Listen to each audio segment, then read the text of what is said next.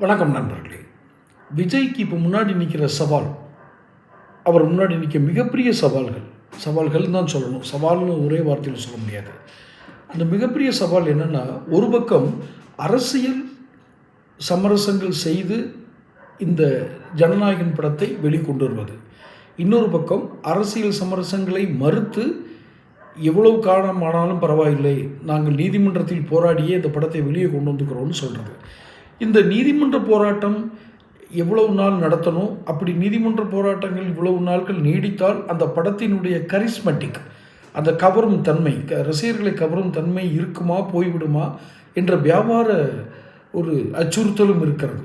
அதில் பிஸ்னஸ் த்ரெட்டன்ங்கிறது அதுதான்.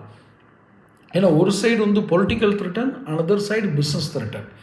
இப்போ இவர் பொலிட்டிக்கலை காம்ப்ரமைஸ் பண்ணார்னா இவருடைய பொலிட்டிக்கல் லைஃப் அவுட்டு, அவ்வளோதான். அதுக்கப்புறம் இவர் காம்ப்ரமைஸ்னால் என்ன, பிஜேபிக்கு பணிஞ்சு போகிறது.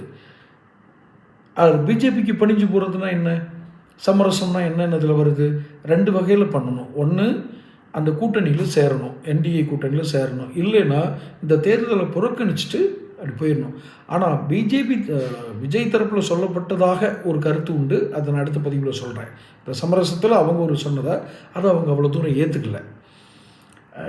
அது ஒரு பக்கம்னு வச்சுக்கோங்களேன். இப்போ இவருக்கு அரசியல் சமரசத்துக்காக சில இதுகள்லாம் சரின்னு பிஜேபியோட சம்மதம் பண்ணால் கட்சி அதுக்கப்புறம் அடையாளத்தை இழக்கும். சரியா? நீதிமன்றத்தில் போராடி இந்த படத்தை வெளியே கொண்டு வந்தாலும் அது எவ்வளோ நாள் ஓடும்னு சொல்ல முடியாது. ரசிகர்கள் இருக்கிறார்கள், ஆனால் படத்துக்கான கரிஸ்மெட்டிக் கொஞ்சம் குறையும். அதனால் 100 கோடி எதிர்பார்த்து அவங்க காசு செலவு பண்ணியிருந்தாங்கன்னா 80 தான் கிடச்சிதுன்னா அகைன் நாங்கள் அட்டி தான் விழுக்கும். எங்கள் படக்குழுவினருக்கு பெரும் பொருள் நஷ்டம் வரும். தயாரித்தது ஒன்றும் விஜய் கிடையாது. இரண்டாவது, இந்த படம் அவ்வளோ எளிதாக வெளியே வந்துருமான்னு தெரியாது. ஒரு பேச்சு அடிப்படுது. எப்படின்னா, இந்த படம் இந்த நீதிமன்ற போராட்டம் நடந்துட்டு இருக்கும்போது தேர்தல் அனௌன்ஸ்மெண்ட் வந்துடுச்சுன்னா, அந்த தேர்தல் அனௌன்ஸ்மெண்ட் வந்தால் படம் வெளியே வர முடியாது, ஏன்னா சில அரசியல் காரணங்கள் இருக்குது, மிலிட்ரி அது பண்ணுறான்னு சொல்லி படத்தை வெளியிடுறத தேர்தல் ஆணையம் தடுத்துரும் அப்படின்னு சொல்கிறாங்க. அது எந்த அளவுக்கு சட்டப்பூர்வமாக சரியாக வருங்கிறது நமக்கு தெரியல. இன்னொன்று, தேர்தல் ஆணையமும் மத்திய அரசினுடைய கவனத்தில் தான் இருக்கிறது, கட்டுப்பாட்டில் இருக்குதுன்னு சொல்ல மாட்டோம். ஏன்னா அது ஒரு இண்டிவிஜுவல் ஆர்கனைசேஷன், சுயாட்சி கொண்ட ஒரு அரசு நிறுவனம். அதை அவ்வளோ எளிதாக மத்திய அரசு கட்டுப்பாட்டில் இருக்குதுன்னு சொன்னால் தப்பாயிடும். ஆனால் கவனிப்பில் இருக்கிறது, கண்காணிப்பில் இருக்கிறது. நடத்துகிறது மனுஷங்க தானே, அதனால் கண்காணிப்பில் இருக்கிறது.